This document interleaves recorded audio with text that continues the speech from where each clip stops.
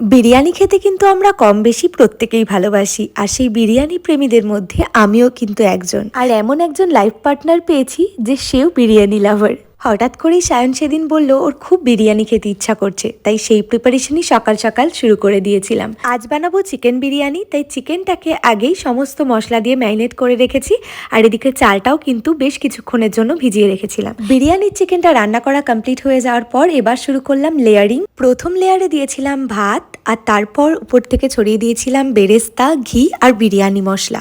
Next layering করার সময় উপরে দিয়েছিলাম চিকেন, আলু, বেরেস্তা, একটু দুধে ভেজানো জাফরান, তার সঙ্গে মিঠা আতর, কেওড়ার জল, গোলাপ জল, আবারও কিছুটা বিরিয়ানি মশলা, আর লাস্টে দিয়েছিলাম অনেকটা পরিমাণে ঘি। এরপর 40 থেকে 45 মিনিটের জন্য বসিয়ে দিয়েছিলাম দমে। এভাবেই তৈরি হয়ে গেল কলকাতা স্টাইল চিকেন বিরিয়ানি। খেতে কিন্তু দুর্দান্ত হয়েছিল, তোমরাও চাইলে ট্রাই করতে পারো।